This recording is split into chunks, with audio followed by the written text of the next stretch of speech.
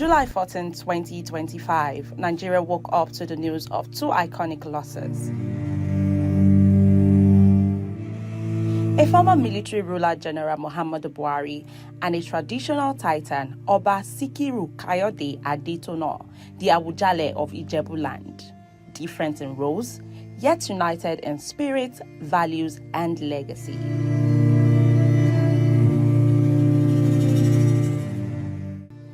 Their friendship defined boundaries. One ruled from the seat of military command, the other from the throne of ancient Ijebu royalty. Yet, what linked Muhammadu Buhari and Oba Adetono was far deeper: integrity, honesty, fearlessness, and an unshakable love for the people.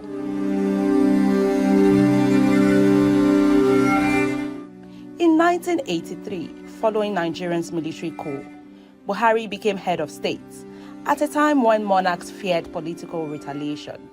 History records that Buhari's military government offered unexpected protection for the outspoken Awujale. It was said that the coup saved him. Both men believed leadership was a call to serve and not a seat of privilege. They were known for saying it as it is. They challenged corruption, questioned power, and always put the people first. On July 14th, Nigeria lost two men and a generation of character. That they both died on the same day is no coincidence. It is symbolic. A crown and a uniform laid to rest, leaving behind a blueprint for service, sacrifice, and sincerity. Their story reminds us that power, whether inherited or earned, must be used to protect and not oppress. In the Awujale and Buhari, we saw two men who led from different ends, yet walked the same path. As Nigerian mourns, may their memory be a call to conscience, a reminder that history will always honor men who led not with fear, but with truth.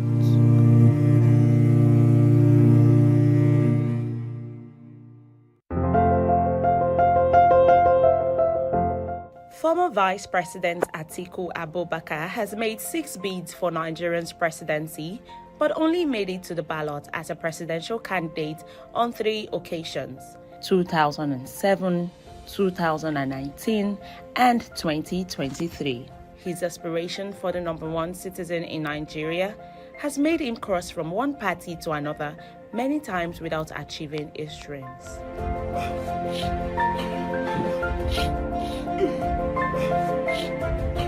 In 1993, Atiku made an unsuccessful bid for the presidency, but placed third behind Chief MKO Abiola and Alhaji Babangana Kinigigbe in the presidential primary election of the Social Democratic Party.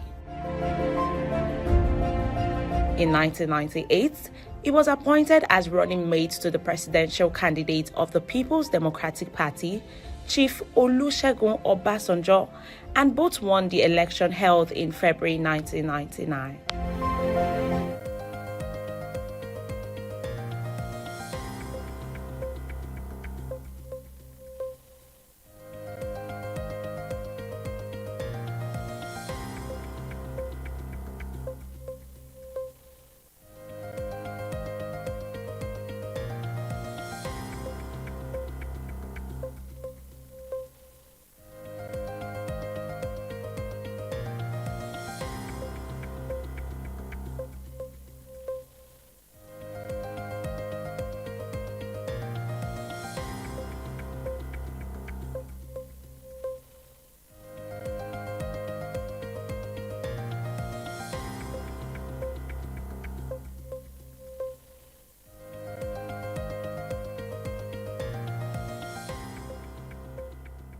Africa News 24 TV. I am Lydia Ajayi. Let's take a look at some of the stories making headlines. Senate clears service chiefs. Tinubu orders removal of human trafficking, drug kidnapping convicts from presidential pardon list. VAT reforms to boost state revenue to over 4 trillion naira. And now the news in details. The Senate on Wednesday confirmed the new service chiefs appointed by President Bola Ahmed Tinubu after a vigorous screening exercise at the National Assembly complex. General Olufemi Oluyide was cleared as Chief of Defense Staff barely an hour after arriving at the Senate under tight security, while Major General Waidi Shaibu was confirmed as Chief of Army Staff. Rear Admiral Idi Abbas and Air Vice Marshal Kennedy Aneke were cleared as Chief of Naval Staff and Chief of Air Staff, respectively. The confirmations mark the beginning of the vetting process for President Tinubu's newly appointed service chiefs. Each nominee underwent both closed and open sessions as senators evaluated their competence, experience, and commitment to national security. Senate President Godswill Akpabio, who presided over the session, described the screening as a constitutional duty, emphasizing that the process ensures that only the most capable and patriotic officers are entrusted with safeguarding Nigerian security. Moving on, President Bola Tinubu has directed the immediate removal of individuals convicted of serious crimes from the presidential pardon list.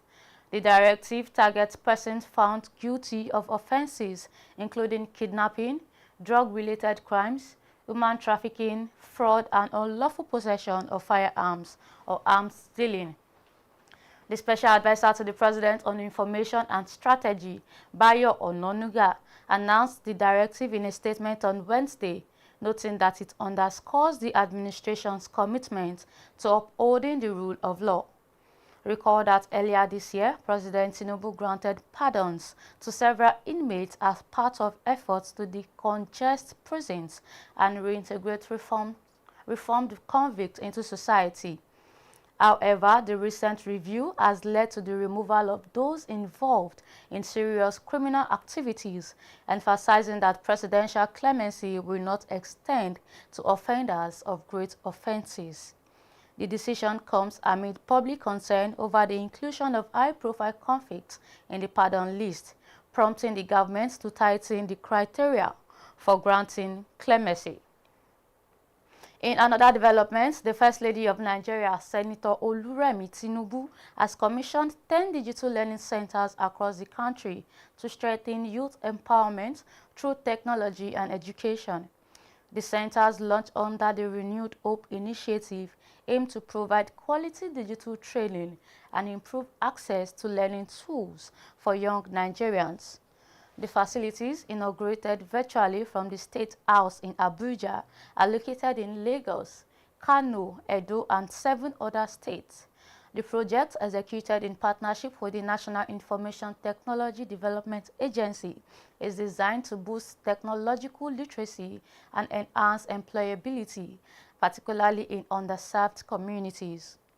The First Lady said the initiative aligns with President Bola Tinubu's developmental agenda of building a knowledge-driven economy, noting that the program seeks not only to equip students with digital skills, but also to nurture creativity, innovation, and entrepreneurship, ensuring no community is left behind in Nigeria's digital transformation. Moving on, the Independent National Electoral Commission says it is fully prepared for the November 8th ANAMBRA governorship election. The Commission met with security agencies and other stakeholders in Abuja to strengthen coordination and ensure a peaceful, credible, and transparent poll. The meeting brought together security chiefs, electoral officials, and key stakeholders to review security strategies, prevent electoral violence, and boost public confidence ahead of the election. INEC Chairman Professor Joash Amukbiton said the Commission was ready for the exercise, citing the successful conduct of a recent mock accreditation as proof of system preparedness. Representative of the Nigerian Police Force, Abayomi Shogunle, announced the deployment of 45,000 officers to Anambra, adding that all entry and exit routes would be secured to maintain law and order. The Director General of the National Youth Service Corps, Olakunle Nafiu, assured that corps members serving as ad hoc officials would receive full protection during the election. The Commission is confident in affirming its full preparedness Only last week, we conducted a mock accreditation exercise in 12 selected polling units in 6 local government areas of Anambra State. YC as a critical stakeholder brings on board easily trainable, scalable, vibrant, patriotic and non-partisan graduate manpower to support INEC in achieving its goal. I have the assurance that the lives of the core members will be protected. The Nigerian police force is deploying 45,000 police officers from across states of the Federation to go to Anambra State to ensure that there is peaceful elections. All exits and entry points into Anambra State will be adequately manned and policed to ensure that no ugly incident happens during this election. Nigeria is intensifying efforts to place young people at the center of its agricultural transformation. Stakeholders says youth inclusion in agribusiness is vital to achieving food security and promoting innovation across the sector. At a national summit in youth participation in agriculture, organizers unveiled new initiatives aimed at training, financing, and supporting young Nigerians to build sustainable agribusinesses nationwide. Our correspondent, Christiana Chikeze, has more details. Executive Director of the Leventis Foundation Nigeria, Hope Usieta, said the summit reflects a shared commitment to strengthen innovation and resilience within the nation's food system. Usieta announced that, through a partnership with the National Youth Service Corps, grants of up to 2 million naira will be awarded to outstanding youth-led agribusinesses with viable business ideas. We have remained steadfast in our mission to train, empower, mentor and support young Nigerians to become entrepreneurs who can then go forward to create jobs, enhance productivity, and contribute to the national food security. At this point, I am pleased to announce that in partnership with NYSC, we will be awarding grants of up to 2 million to outstanding young agribusinesses who present viable business ideas during the summit. The NYSC Director of Skills Acquisition and Entrepreneurship Development, Kehinde Aremu, said limited access to financing remains a major obstacle preventing young Nigerians from investing in agriculture, adding that the summit seeks to address these barriers and unlock fresh investment opportunities for youth-led agribusinesses. The residents of OWORONSHOKI in Lagos have been left in total disarray as the government put down their homes. Some buildings have been demolished and some been marked for demolition. The residents, not satisfied with the development, trooped to the streets to protest what they described as unfair action. We have more in this report.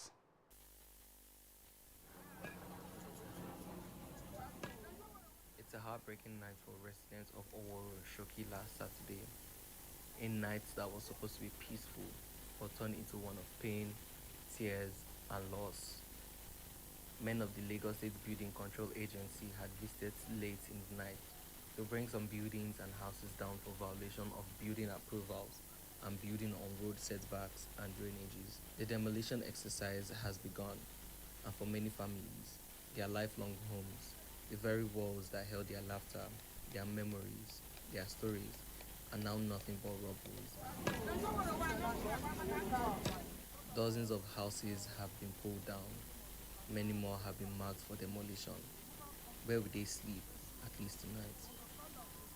Henry, a resident whose home has been marked for demolition, raising the question about what becomes of his home. It has given me a sleepless night. I'm not restless because I needed to try to engage people, knowing why my house is being marked. My house is not on canal side. My house is beside Zenith Bank, and my house is marked. So I've engaged my landlord to know the reason why my house is being marked, but I'm not getting a good response. As one moves through the community, You could feel the fear in the air. Many residents were too scared to speak, afraid of what might happen if they do, their voices silenced by uncertainty. One of them, a police officer with 20 years in service, said he was on duty when he got called. His home was being turned down. 4 days ago, you say High Court give order that no more demolition. Yes. So suddenly now when I came this with money last night when they come around 9 to 10, where they work for Papa, now they come and say, oh, Ibelewa. I said they work now. I say they don't near my house. Like play. Now, when I came this morning, I see them. But it's very unfortunate. I beg, make it an interview. This one will cause war. Nearby sits this church with a bold notice on the wall. High Court orders suits. Stop demolition. But even that court order couldn't save it. The church now lies in ruins. Some residents accuse the enforcers of manhandling locals to get compliance. After much persuasion, more residents open up. Right now, we are all speechless. We are speechless right now. We don't know where they go. We don't know whether they will come. They come in the middle of the night, like as a thief. They don't come daytime. They come in the night, and it's not fair. It's alarming.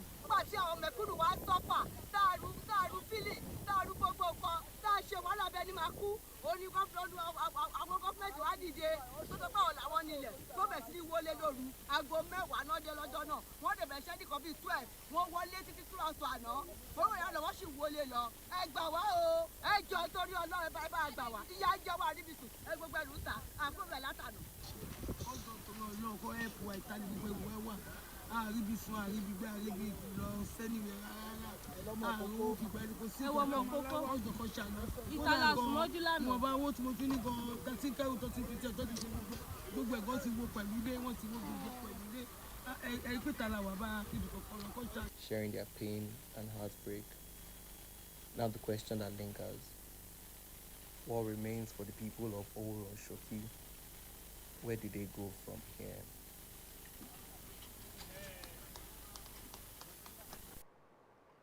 The President of Nigeria, Bola Ahmed Tinubu, on Tuesday received Denmark's richest man and Chief Executive Officer of bestseller Anders POVLSEN at the State House in Abuja. The meeting is part of ongoing efforts to deepen Nigeria's economic relations with Denmark and attract more foreign investments into the country. POVLSEN, accompanied by the Danish ambassador to Nigeria, Jens Hansen, met with top Nigerian officials, including the Chief of Staff, Femi Gbajabiamila, and Minister of Communications, Innovation and Digital Economy, Bosun Tijani. Talks focused on expanding trade, technology, and investment opportunities to boost Nigeria's economy. According to Tijani, the meeting supports President Tinubu's global investment drive, which has attracted over $50 billion in commitments from international investors. A country that is hoping and willing to partner with many people like you, other countries that believe in recognition of placing their value in our youths, and particularly innovation and digital economy, and cultural value, and sport is one of those aspects of Nigeria that we are trying to nourish. I am honored to tell you that our academy have 3 players on a national team, not foreign Nigerians, but young men who have grown up and started their football career in this country with us, and who are now on your national team. And I have just had an update this morning, and we believe that we have the strongest pipeline of the best ever Nigerian talent that we hopefully are going to connect and be able to connect to international football and make your country proud. The Forum of former Deputy The Forum of Former Deputy Governors of Nigeria has called for reforms to better recognize the strategic responsibilities of deputy governors in national development. The group is urging broader inclusion of former and serving deputy governors in governance and national assignments, citing their wealth of experience in state administration. At a forum attended by political leaders, security officials, and policymakers, participants reviewed the relevance of deputy governors in Nigeria's governance framework, and advocated for clearer constitutional rules. Director General of the forum, Ken Ibekalu, said the group has made representations to major political parties to address what he described as the persistent neglect of deputy governors in national assignments. Assistant Inspector General of Police Victor Olaiya noted that ongoing police reforms are focused on strengthening intelligence-led policing to enhance national stability and economic development. Former Senate President Pius Ayim emphasized the need for a shared national vision between leaders and citizens to promote trust and effective policy implementation.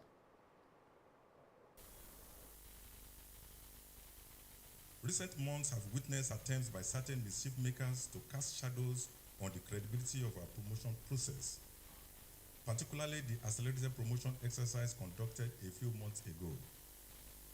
But truth stands taller than rumors. The Nigerian police force has nothing to hide and nothing to defend. Every promotion exercise conducted under this administration, including the accelerated promotion exercise, has followed due process, transparent, merit-based, and in strict conformity with established standards. There is no promotion scandal in the Nigerian police force. The Inspector General of Police, EGBETOKUN, has dismissed allegations of bias in the recent promotion exercise within the Nigerian police force. EGBETOKUN said the process, including the accelerated promotions conducted a few months ago, was transparent and strictly based on merit. He made the clarification during the decoration ceremony of newly promoted senior officers, emphasizing that all promotions under his administration conformed to establishment standards and were free of irregularities. The Inspector General reaffirmed that the Nigerian police force has nothing to hide, insisting there was no promotion scandal within the organization.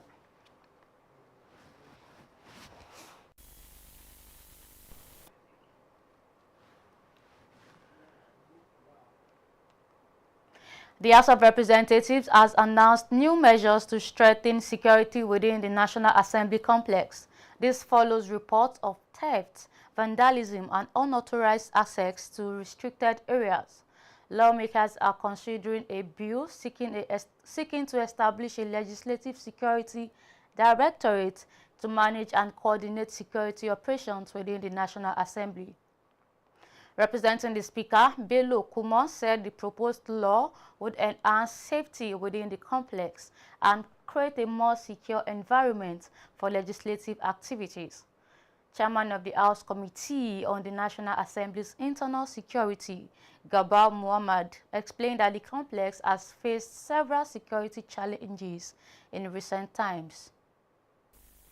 This piece of legislation, if passed, will enhance, fortify, and provide an enabling environment for the parliament of this very important country, not only to function, but to enable the parliament to do their legislative activities, which distinguish democracy and other forms of government.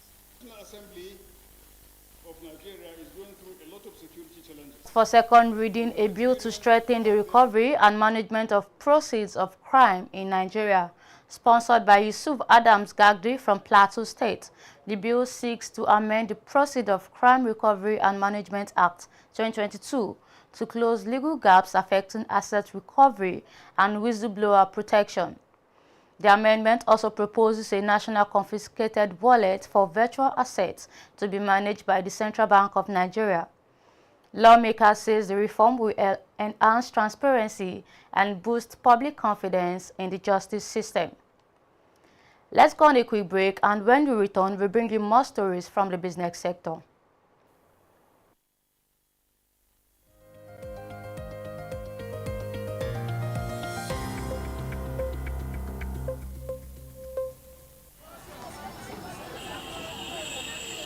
Data according to the United Nations World Food Programme says 30.6 million Nigerians face acute food insecurity. Experts blame on many factors, which include the security challenges in the North and Middle Belt, post-harvest losses, poor storage facility, and a couple of other issues. Over the years, there have been efforts at boosting food production in Nigeria, taking advantage of its over 70 million hectares of land, multiple agroecological zones, and a climate favorable for year-round farming. There have been several other such interventions by governments at council, state, and federal levels, including the Produce for Lagos program and the 500 billion naira guarantee fund scheme by the Lagos state government.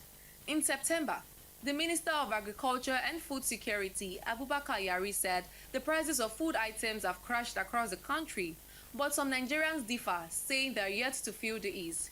Before, we said chicken 4 eats before, but now we sell 5,000 naira. This one before at the selling 300, now at the selling 500 because only it don't cost. That one at the selling, before at the selling 3,500, now at the selling 6,000.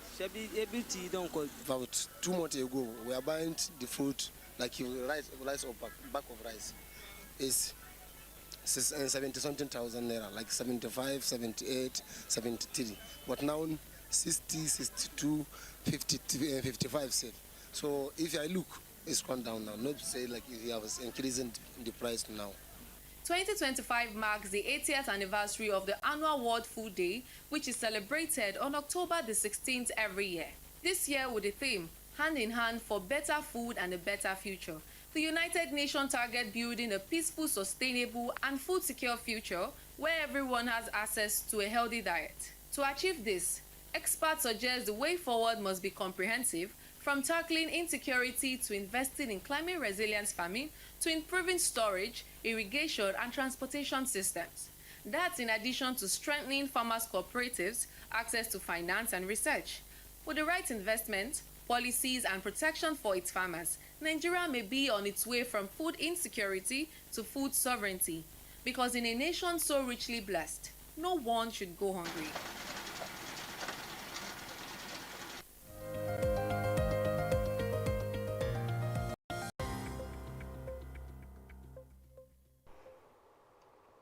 You are still watching the news on Africa News 24 TV, and from the business sector, Apple Incorporated has crossed the $4 trillion market valuation mark for the first time, becoming the third company to reach the milestone after Nvidia and Microsoft. The tech giant's stock peaked at $269.89 before settling slightly lower, closing with a market value of $3.99 trillion. The rebound in Apple's share price follows strong early demand for its newly launched iPhone 17 series and the ultra-slim iPhone Air. Analysts say the refreshed lineup has helped the company regain customers in key markets such as China and Russia, despite concerns over intensifying competition and high US tariffs affecting its Asian manufacturing hubs. However, Apple's year-to-date gain of 7% still lags behind the tech-heavy Nasdaq's 23% rise. Market watchers believe the recovery will need to be sustained for the iPhone maker to keep pace with rivals during driving the ongoing AI-powered market boom.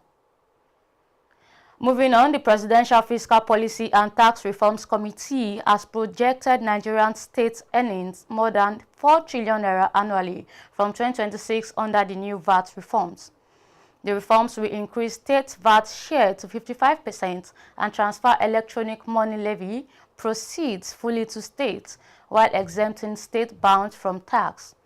Experts urge that the extra revenue be invested in projects that directly benefit citizens, as many states still rely heavily on federal allocations. Some progress has been recorded, with Enugu and Bayelsa showing significant growth in internally generated revenue.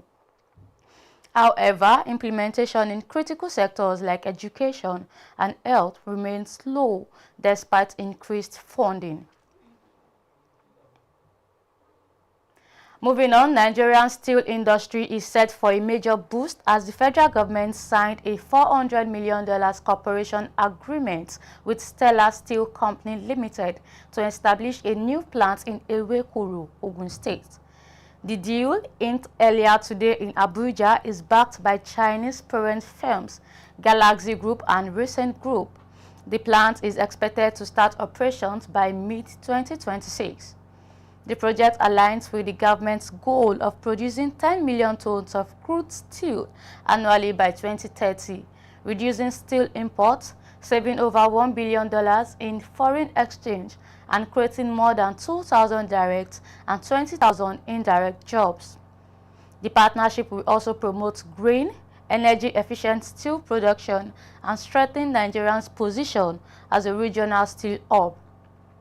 Officials emphasized that the project will develop a local iron ore supply chain, foster technology transfer, and revive the country's steel sector, which has long struggled despite abundant resources and heavy import dependence.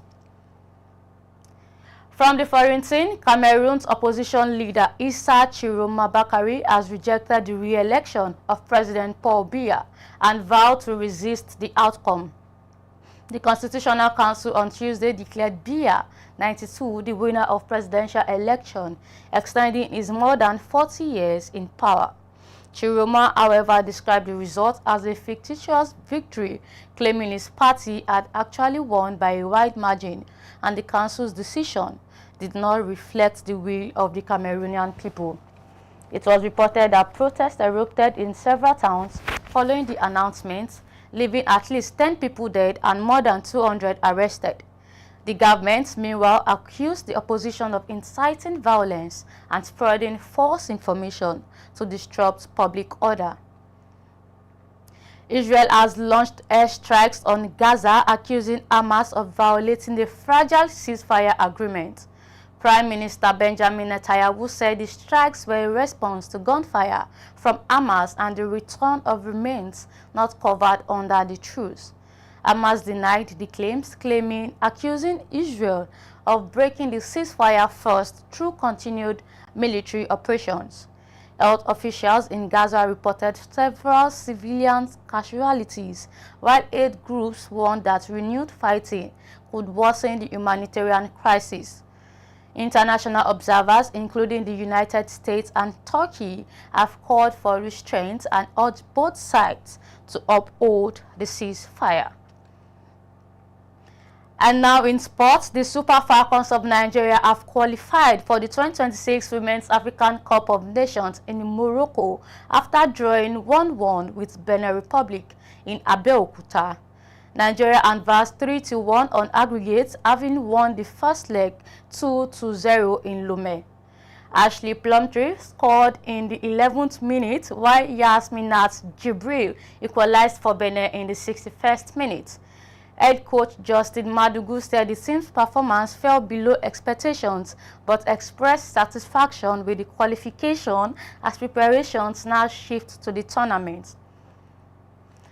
Moving on, FIFA has opened the second phase of ticket sales for the 2026 World Cup in the United States, Canada, and Mexico, offering 1 million tickets through a draw that runs till Friday. Residents of host countries get priority access to single-match tickets. Over 1 million tickets have already been sold, with prices ranging from $60 for lower-tier matches to thousands for major games. Some resale tickets have reportedly exceeded $60,000. Now let's join Fawaz Akoshile for more stories from the world of entertainment.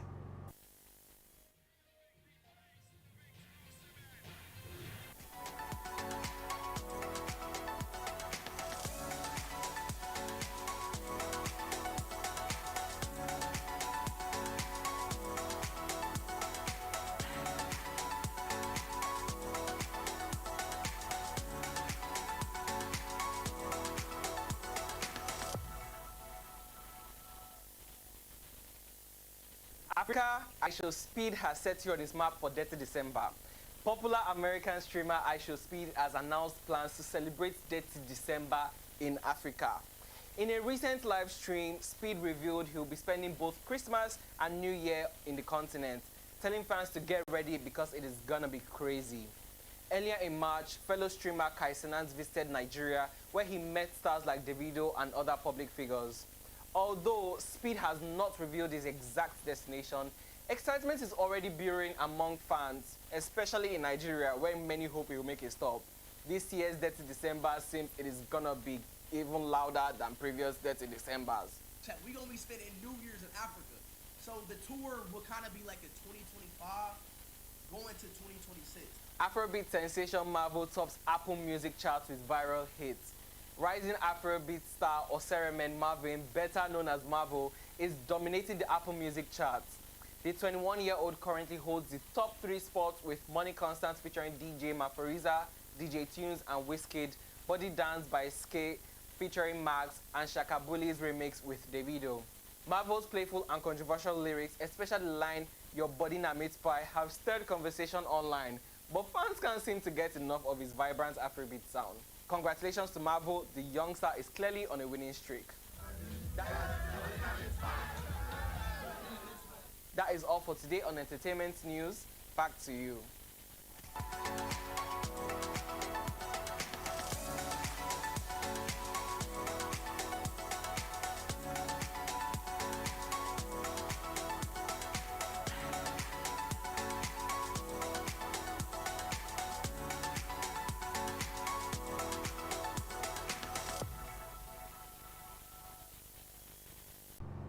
And that wraps up the news on Africa News 24 TV. Please do not forget to follow us on all our social media platforms and subscribe to our YouTube channel. I am Lydia Ajayi. Good evening.